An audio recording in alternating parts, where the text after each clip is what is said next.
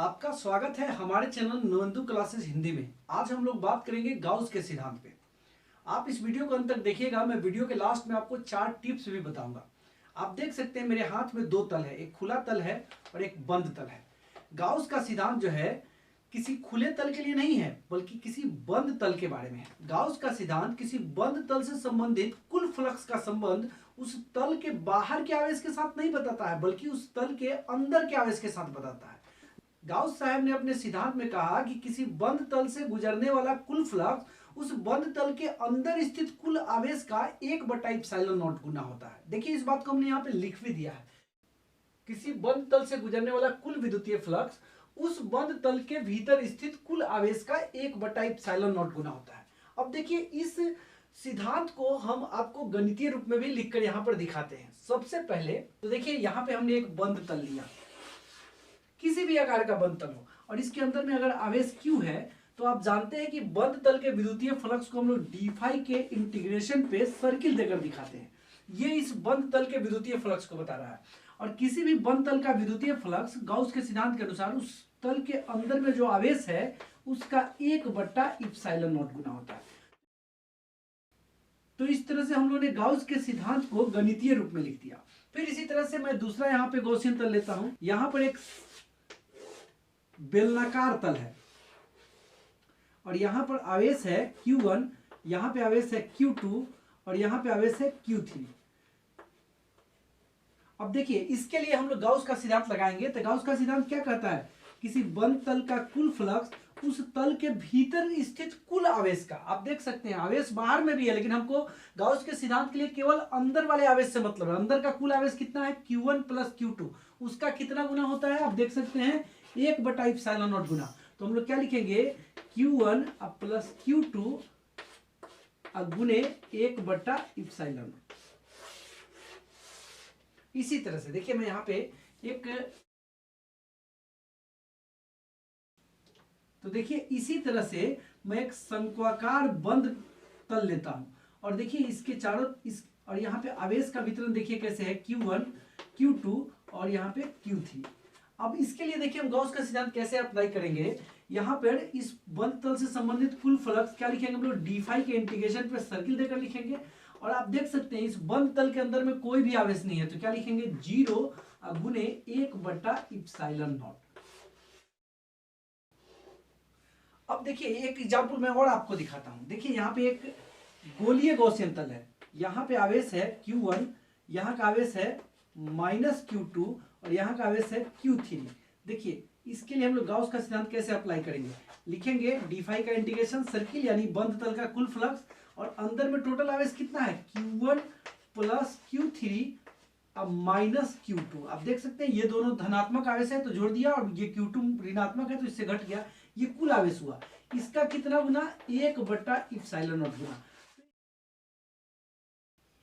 तो इस तरह से आप गाउस के सिद्धांत को गणितीय रूप में व्यक्त कर सकते हैं किसी भी बंद तल के लिए। तो चलिए अब हम लोग गाउस के सिद्धांत से संबंधित 4 टिप्स पढ़ेंगे। सबसे पहले हम बात करेंगे टिप नंबर 1 पे। गाउस का सिद्धांत जो है किसी बंद तल से संबंधित कुल फ्लक्स का संबंध उस बंद तल के भीतर स्थित आवेश के साथ दिखाता है और यह बताता है कि बंद तल का कुल फ्लक्स उस भीतर स्थित आवेश का 1/ε0 गुना होता है। आप जानते हैं बंद तल के फ्लक्स को हम लोग d का इंटीग्रेशन लिखेंगे, उसमें सर्किल का साइन देंगे, आवेश को Q से सूचित करेंगे और 1/ε0। आप देख सकते हैं कि फाई इज इक्वल टू हम लोग पढ़े हुए हैं vector E dot vector A, तो d इज इक्वल टू हो जाएगा vector E dot vector D is equal to Q गुने 1/ε0। आप इस गॉस थ्योरम को जो हम गणितीय रूप में लिखे हैं इसको जरा ध्यान से देखेंगे। यह ε0 जो है हवा या निर्वात की विद्युतशीलता है जिसका वैल्यू हम लोग पहले से जानते हैं 8.85 × 10⁻⁻12 न्यूटन मीटर स्क्वायर पर कूलम स्क्वायर। Q जो है किसी बंद तल के भीतर का आवेश है जिसके बारे में हम लोग को पहले से मालूम होता है या इसको आसानी से मालूम किया जा सकता है। ये जो है एरिया है किसी भी बंद तल का एरिया और कोई भी परिभाषित बंद तल है। परिभाषित बंद तल यानी जिसका आप नाम जानते हैं जैसे गोला, बेलन, शंकु, घनाभ, घन, ऐसा जो भी परिभाषित बंद तल है उसका एरिया आप पहले से उसका एरिया का उसके क्षेत्रफल का सूत्र आप जानते हैं। यानी यह गॉस का सिद्धांत सबसे ज्यादा मददगार, सबसे ज्यादा महत्वपूर्ण हमारे लिए किस काम के लिए है? तो विद्युतीय क्षेत्र की तीव्रता निकालने में आप देख सकते हैं ई को बोलते हैं विद्युतीय क्षेत्र की तीव्रता, इलेक्ट्रिक फील्ड इंटेंसिटी आप लोग पढ़े होंगे।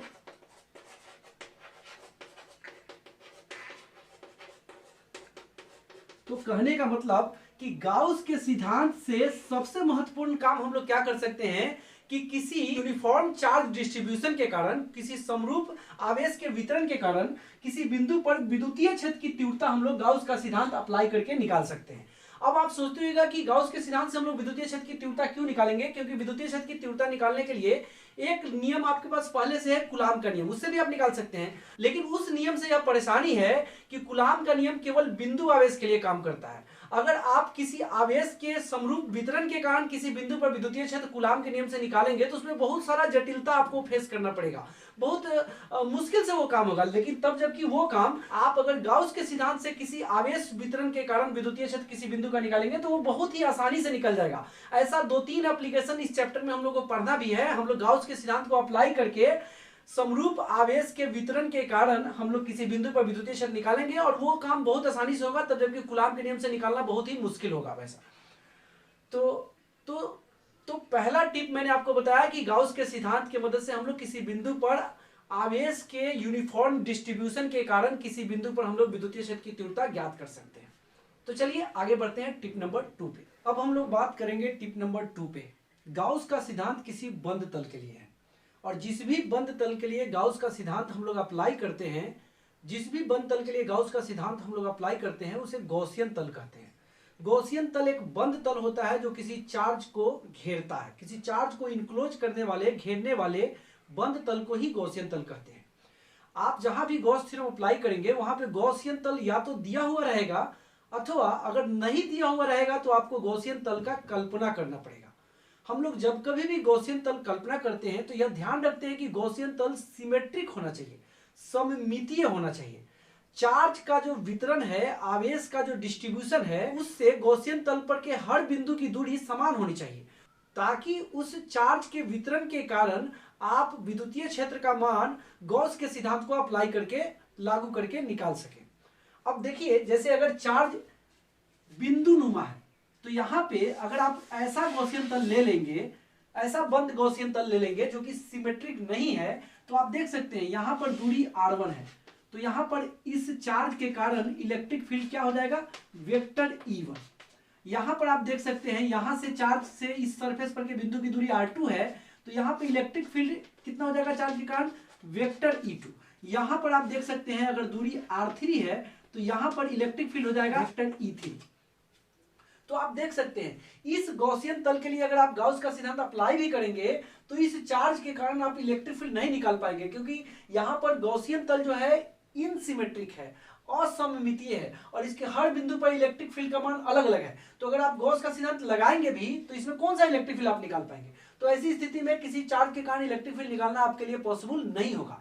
इसलिए जब कभी भी गॉस का सिद्धांत अप्लाई करके हमको इलेक्ट्रिक फील्ड निकालना हो, विद्युतीय क्षेत्र की तीव्रता निकालनी हो, तो हम लोग सममितीय गॉसियन तल वहां पर कल्पना करते हैं। जैसे देखिए, अगर ये बिंदु आवेश है तो यहां पर सममितीय गॉसियन तल कैसा होगा, गोलीय होगा, सभी तरफ समान दूरी पर। यहाँ r दूरी पर है तो यहाँ पर भी इलेक्ट्रिक फील्ड होगा वेक्टर E। यहाँ पर आप देख सकते हैं r दूरी, तो यहाँ पर भी इलेक्ट्रिक फील्ड कितना हो जाएगा, वेक्टर E। यहाँ पर r दूरी होगा तो यहाँ पर भी इलेक्ट्रिक फील्ड कितना हो जाएगा, वेक्टर E। और ऐसी स्थिति में अगर आप सममितीय गॉसियन तल लेंगे तो उस तल पर के प्रत्येक बिंदु की दूरी उस चार्ज या चार्ज डिस्ट्रीब्यूशन से, आवेश या आवेश के वितरण से समान दूरी पर होगी और समान दूरी पर होने के कारण उस सतह पर के प्रत्येक बिंदु पर विद्युतीय क्षेत्र का मान समान होगा। और ऐसी स्थिति में यदि आप गॉस का सिद्धांत अप्लाई करेंगे तो आसानी से आप इस चार्ज अथवा चार्ज के डिस्ट्रीब्यूशन के कारण विद्युतीय क्षेत्र की तीव्रता का मान निकाल पाएंगे। तो यह तय हो गया, किसी बिंदु आवेश के कारण हम लोग गोलीय गॉसियन तल की कल्पना करेंगे, कभी भी गॉस थ्योरम को अप्लाई करना होगा और विद्युतीय क्षेत्र निकालना होगा। तो अब देखिए, इससे आगे हम बढ़ते हैं। यदि चार्ज का वितरण किसी रेखा पर हो, यानी रेखीय आवेश का वितरण हो, देख सकते हैं आप रेखा पर अगर समान रूप से आवेश वितरित हो तो यहाँ पर हम लोग विद्युतीय क्षेत्र निकालने के लिए इस आवेश के वितरण के कारण किसी बिंदु पर विद्युतीय क्षेत्र निकालने के लिए कैसा गॉसियन तल यहाँ पर कल्पना करेंगे। देख लीजिए, अगर आप शंक्वाकार गॉसियन तल का कल्पना करेंगे तो आप देख सकते हैं आवेश के वितरण के कारण यहां पर दूरी r1 हो गई, तो यहां विद्युतीय क्षेत्र हो जाएगा वेक्टर E1। यहां पे दूरी r2 हो जाएगी, तो यहां पे विद्युतीय क्षेत्र हो जाएगा वेक्टर E2। तो इस तरह से यहां पर हर बिंदु पर विद्युतीय क्षेत्र का मान अलग अलग होने के कारण अगर आप गाउस का सिद्धांत अप्लाई भी करेंगे तो यहां पर विद्युतीय क्षेत्र का मान निकालना इस आवेश के वितरण के कारण आपके लिए संभव नहीं होगा। तो ऐसा गॉसियन तल हम लोग यहां पर कभी भी इमेजिन नहीं करेंगे। अब देखिए, अगर आप गोलीय गॉसियन तल लेते हैं तो यहां पर देख सकते हैं आप, यहाँ की दूरी अलग होगी और यहाँ पर की दूरी अलग होगी। यहाँ का दूरी अगर r1 है तो यहाँ पर का दूरी r2 होगा। यहाँ का विद्युतीय क्षेत्र वेक्टर E1 है तो यहाँ का विद्युतीय क्षेत्र वेक्टर E2 होगा। और इस स्थिति में भी गाउस का सिद्धांत अप्लाई करके इस रेखीय आवेश के वितरण के कारण किसी बिंदु पर विद्युतीय क्षेत्र आप नहीं निकाल पाएंगे। तो देखिए यहाँ पर हम लोग कैसा गॉसियन तल लेंगे, अभी मैं आपको दिखा रहा हूं। अगर हम गॉसियन तल बेलनाकार लेते हैं तो आप देख सकते हैं यहां पर अगर तल के इस बिंदु की दूरी अगर यहां पर r है तो यहां पर भी बिंदु की दूरी r होगी, तल के इस बिंदु की दूरी भी r होगी, यानी यहां पर विद्युतीय क्षेत्र वेक्टर E, तो यहां पर भी विद्युतीय क्षेत्र वेक्टर E, यहां पर भी विद्युतीय क्षेत्र वेक्टर E। और ऐसी स्थिति में अगर आप गाउस का सिद्धांत अप्लाई करेंगे तो इस रेखीय लीनियर चार्ज डिस्ट्रीब्यूशन के कारण किसी बिंदु पर के विद्युतीय क्षेत्र को आसानी से निकाल पाएंगे। तो यह तय हो गया कि अगर बिंदु आवेश हो तो हम लोग गोलीय गॉसियन तल का कल्पना करेंगे उसके चारों ओर, और यदि रेखीय आवेश हो तो हम लोग बेलनाकार गॉसियन तल का कल्पना करेंगे ताकि वहां पर विद्युतीय क्षेत्र का मान हम लोग निकाल पाए। अब देखिए एक स्थिति में और आपको बताता हूं, यदि आवेश का वितरण समान रूप से किसी सतह पर हो तब हम लोग कैसा गॉसियन तल इमेजिन करेंगे। आप देख सकते हैं यहाँ पर समान रूप से इस सतह पर आवेश वितरित है और इसके कारण अगर विद्युतीय क्षेत्र हम लोग को निकालना है तो हम लोग को कैसा गॉसियन तल लेना चाहिए। देखिए ऐसी स्थिति में आपको गॉसियन तल जो लेना होगा वो इस सतह के, इस आवेशित सतह के दोनों तरफ समान दूरी तक का गॉसियन तल लेना होगा। और ऐसी स्थिति में हम लोग या तो बेलनाकार या घनाभाकार गॉसियन तल लेंगे जो कि इस आवेशित सतह के दोनों तरफ समान दूरी तक होगा। समान दूरी तक होना क्यों जरूरी है, आप देखिए अगर हम इधर लेते हैं बेलनाकार r दूरी तक, देखिए r दूरी तक, तो यहां पर इलेक्ट्रिक फील्ड कितना होगा वेक्टर E। और इधर भी इसके पीछे भी यदि हम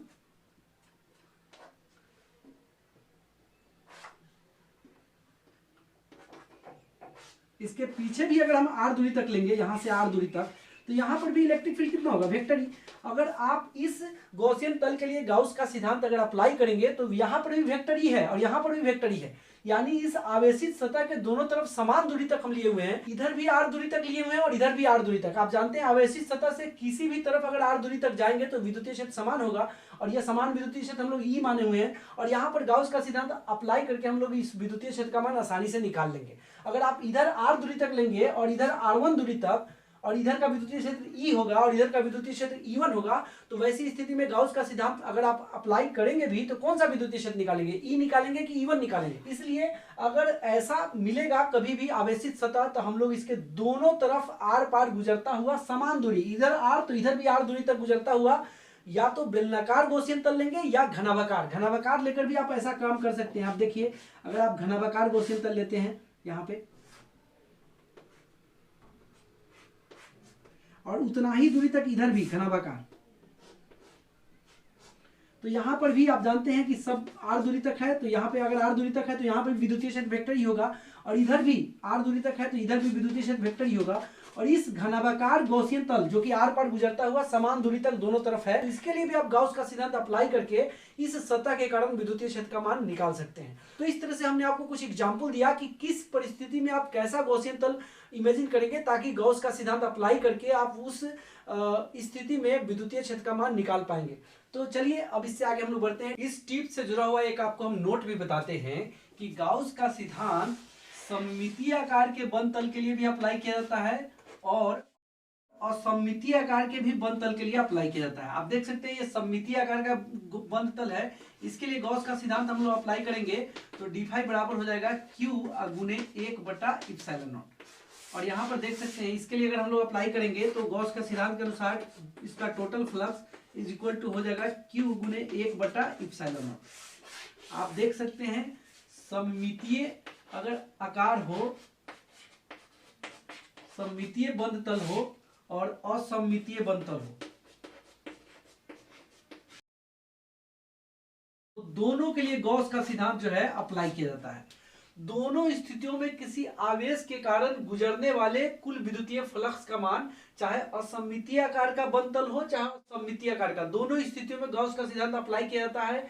दोनों स्थितियों के बंद तल के लिए किसी आवेश से गुजरने वाले कुल फ्लक्स का मान निकाला जाता है। लेकिन जब आपको विद्युतीय क्षेत्र की तीव्रता निकालनी हो, विद्युतीय क्षेत्र की तीव्रता अगर किसी आवेश के कारण या आवेश के डिस्ट्रीब्यूशन के कारण विद्युतीय क्षेत्र की तीव्रता निकालनी हो, तो वैसी स्थिति में आप जो गॉसियन तल चुनेंगे वो सममितीय होना चाहिए। अगर असममितीय है तो आप विद्युतीय क्षेत्र की तीव्रता नहीं निकाल पाएंगे। इसलिए जब विद्युतीय क्षेत्र की तीव्रता निकालनी हो तो वैसी स्थिति में आपको सममितीय गॉसियन तल या सममितीय बंद तल की जरूरत पड़ेगी। अन्यथा गॉस का सिद्धांत सममितीय अथवा असममितीय दोनों प्रकार के बंद तलों के लिए अप्लाई किया जाता है। दोनों तरह के बंद तलों से संबंधित फ्लक्स निकालने के लिए अप्लाई किया जाता है। लेकिन विद्युतीय क्षेत्र की तीव्रता निकालनी हो तो वहां पर आप सममितीय आकार का ही बंद तल लेंगे ताकि आप विद्युतीय क्षेत्र की तीव्रता आसानी से निकाल पाएंगे। मैंने इसलिए ये बताया ताकि आपको कोई कंफ्यूजन नहीं होना चाहिए। तो चलिए अब हम लोग आगे बढ़ेंगे टिप नंबर 3 पे। अब हम लोग बात करेंगे टिप नंबर 3 पर। गाउस का सिद्धांत किसी बंद तल से संबंधित फ्लक्स के बारे में बताता है। मैं आपको बताऊं कि किसी बंद तल से संबंधित फ्लक्स यदि उसके अंदर आवेश समान हो तो उसकी आकृति पर निर्भर नहीं करता है। आप देख भी सकते हैं, यहां पर देख सकते हैं कि गोलीय बंद तल है और यहां पर आप देख सकते हैं बेलनाकार बंद तल है। दोनों बंद तलों के भीतर समान आवेश Q है। यहां पर आप देख सकते हैं इसका गाउस के सिद्धांत से इसका कुल फ्लक्स कितना होगा, Q गुणे 1/ε0। और यहां पे आप देख सकते हैं गाउस के सिद्धांत से इसका टोटल फ्लक्स कितना होगा, Q गुणे 1/ε0। आप देख सकते हैं कि किसी बंद तल से संबंधित कुल फ्लक्स दोनों स्थितियों में समान है, चाहे बंद तल गोलीय हो, चाहे बंद तल बेलनाकार हो, चाहे शंक्वाकार हो, चाहे घनाभाकार हो। अगर अंदर भीतर का आवेश समान है तो किसी बंद तल से संबंधित कुल फ्लक्स उस बंद तल के आकृति पर निर्भर नहीं करता है। आकृति शेप पर निर्भर नहीं करता है। दूसरा जानकारी, ये पहला जानकारी मैंने आपको दी। देखिए दूसरा जानकारी हम आपको क्या देने जा रहे हैं। अगर कोई बंद तल से संबंधित हम लोग कुल फ्लक्स निकालते हैं और उस बंद तल के अंदर आवेश समान हो तो बंद तल से संबंधित कुल फ्लक्स बंद तल के आकार पर भी निर्भर नहीं करता है। जैसे आप देखिए यहाँ पे मैंने एक गोलीय बंद तल लिया और यहाँ पे थोड़ा सा बड़ा गोलीय बंद तल लिया और दोनों के भीतर आवेश यदि समान हो तो यहाँ पर आप देख सकते हैं गाउस के सिद्धांत से यहाँ पर इसका कुल फ्लक्स कितना हो जाएगा, Q गुणे 1/ε0। और यहां पर गाउस के सिद्धांत से इस बंद तल के लिए गाउस के सिद्धांत से इसका कुल फ्लक्स कितना हो जाएगा, Q गुणे 1/ε0। आप देख सकते हैं दोनों स्थितियों में विद्युतीय फ्लक्स समान है, चाहे बंद तल छोटा हो चाहे बंद तल बड़ा हो। यदि भीतर का आवेश समान है तो बंद तल के बड़ा छोटा होने से उसके विद्युतीय फ्लक्स में कोई अंतर नहीं आता है। यानी बंद तल से संबंधित कुल फ्लक्स उस बंद तल के आकार पर निर्भर नहीं करता है। आकार यानी साइज बड़ा है कि छोटा है उस पर डिपेंड नहीं करता है। आप इस बात को ऐसे भी समझ सकते हैं कि यहाँ पर विद्युतीय फ्लक्स किसको बताता है, किसी बंद तल से गुजरने वाली विद्युतीय बल रेखाओं की संख्या को। जैसे ये आवेश है और इस आवेश से अगर 4 विद्युतीय बल रेखाएं निकल रही हैं, आप देख सकते हैं। अगर हमने ये छोटा सा बंद तल लिया तो इससे कितनी विद्युतीय बल रेखाएं गुजरेंगी, 4। अगर आप इस बंद तल को बड़ा कर देंगे तब भी इससे विद्युतीय बल रेखाओं की संख्या कितनी होगी गुजरने वाली, 4। यानी बंद तल के बड़ा या छोटा होने से उससे गुजरने वाली विद्युतीय बल रेखाओं की संख्या जिसे फ्लक्स कहते हैं उसमें कोई भी फर्क, कोई भी अंतर नहीं आता है। यानी आकार बड़ा छोटा होने से भी किसी बंद तल के विद्युतीय फ्लक्स में कोई फर्क नहीं पड़ता है। तीसरा जानकारी मैं आपको दूं कि अगर ये एक बंद तल है और इसी आकार का एक दूसरा यहाँ पे बंद तल है, दोनों बंद तलों के भीतर आवेश समान परिमाण का है। इसके भीतर आवेश है Q और इसके भीतर भी आवेश है Q। आप देख सकते हैं यहाँ जो आवेश है वो केंद्र के पास है और यहाँ जो आवेश है वो परिधि के नजदीक है लेकिन अंदर ही है। इसका कुल फ्लक्स गाउस के सिद्धांत से क्या हो जाएगा, आप देख सकते हैं Q गुने 1/ε0। और इसका कुल फ्लक्स गाउस के सिद्धांत से कितना हो जाएगा, आप देख सकते हैं Q गुने 1/ε0। क्योंकि गाउस का सिद्धांत केवल भीतर आवेश के होने से मतलब है, कितना भीतर आवेश है उसका 1/ε0। आवेश भीतर में कहाँ है इससे कोई लेना देना नहीं है।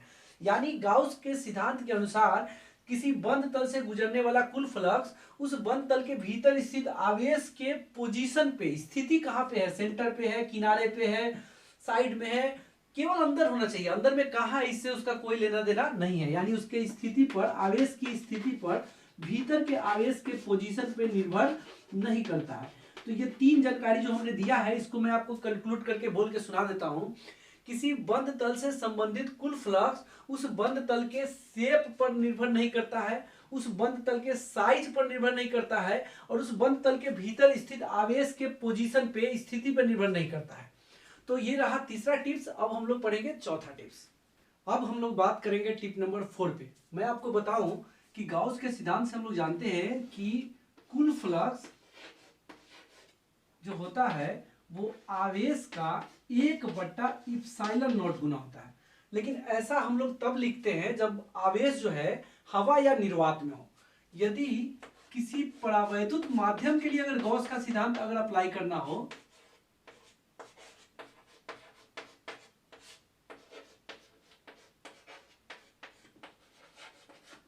परावैद्युत माध्यम के लिए अगर गाउस का सिद्धांत अप्लाई करना हो तो यहाँ 1/ε0 के जगह पर 1/ε हो जाएगा, जहां पर इप्साइलन जो है उस परावैद्युत माध्यम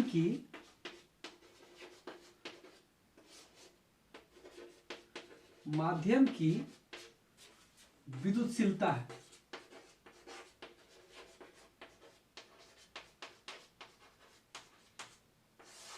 यहां पे हम लोग लिखते हैं परमिटिविटी ऑफ, इंग्लिश में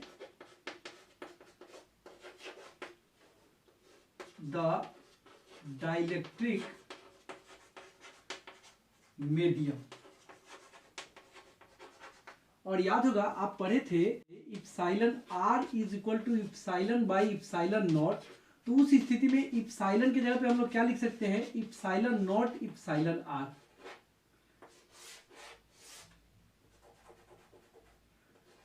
तो इस फॉर्मूला को हम लोग ऐसे भी लिख सकते हैं,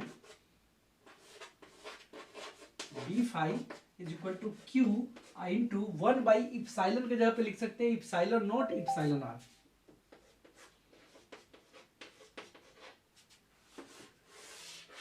तो किसी परावैद्युत माध्यम के लिए गाउस के सिद्धांत को ऐसे भी व्यक्त कर सकते हैं जहां पर इप्साइलन आर को आपेक्षिक विद्युतशीलता कहा जाता है।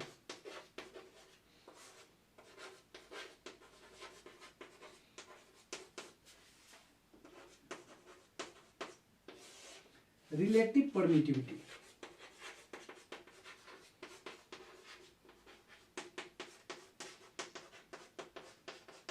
इसको परावैद्युत स्थिरांक भी कहते हैं।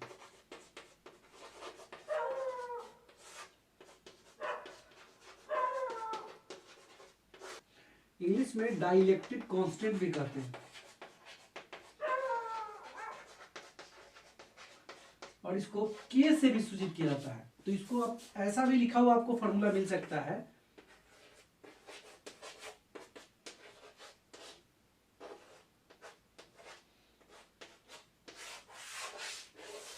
तो अगर किसी परावैद्युत माध्यम के लिए अगर गाउस के सिद्धांत को अगर अप्लाई करना हो तो उसको हम लोग इस तरह से व्यक्त करते हैं।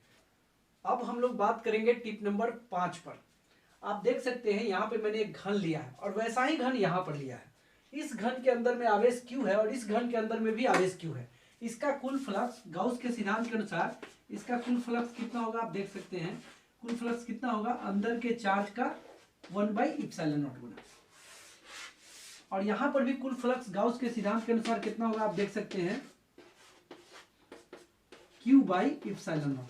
आप देख सकते हैं कि दोनों घन जो कि समान आकार के हैं, दोनों के अंदर आवेश भी समान है, लेकिन एक के अंदर जो आवेश है वो उसके केंद्र पर है और एक घन के अंदर का जो आवेश है वो उसके किनारे पे है। तो दोनों घनों से समान विद्युतीय फ्लक्स यानी समान विद्युतीय बल रेखाएं गुजरेंगी, लेकिन जिस घन के केंद्र पर आवेश रखा हुआ है उस घन के प्रत्येक सतह से समान विद्युतीय बल रेखाएं गुजरेंगी। अगर इससे कुल 3000 विद्युतीय बल रेखाएं गुजर रही हैं और इसमें 6 सतह है तो प्रत्येक सतह से 500 विद्युतीय बल रेखाएं गुजरेंगी यदि आवेश केंद्र पर है। और यहां पर अगर केंद्र पर ना होकर किनारे पे है तो कुल तो 3000 विद्युतीय बल रेखाएं गुजरेंगी, लेकिन किसी सतह से ज्यादा गुजरेंगी और किसी सतह से कम। तो कहने का मतलब कि यदि किसी बंद तल में n सिमेट्रिक सरफेसेज हो, n सिमेट्रिक सतह हो, n सममितीय सतह हो और उस बंद तल के केंद्र पर यदि आवेश Q रखा हुआ हो तो उस बंद तल के प्रत्येक सतह से गुजरने वाला विद्युतीय फ्लक्स, यहां पर देखिए मैं लिख रहा हूं, प्रत्येक सतह से गुजरने वाला विद्युतीय फ्लक्स अगर पूरे बंद तल से गुजरने वाला फ्लक्स फाई है और इसमें n सिमेट्रिक सरफेसेज हैं तो प्रत्येक सतह से गुजरने वाला विद्युतीय फ्लक्स जो होगा फाई बाई एन होगा। फाई की जगह पे हम लोग क्या लिख सकते हैं, q बाई एप्सिलॉन नॉट। तो इसी स्थिति में ये हो जाएगा q by n epsilon naught. प्रत्येक सतह से गुजरने वाला विद्युतीय फ्लक्स तभी समान होगा जब आवेश जो है उस n सममितीय सतह वाले बंद विद्युतीय तल के केंद्र पर रखा हुआ हो। तो आज के वीडियो में इतना ही। वीडियो अच्छा लगा है तो लाइक शेयर कमेंट जरूर कीजिए। पहली बार चैनल पे है तो चैनल को सब्सक्राइब करके और नोटिफिकेशन को ऑन कीजिए।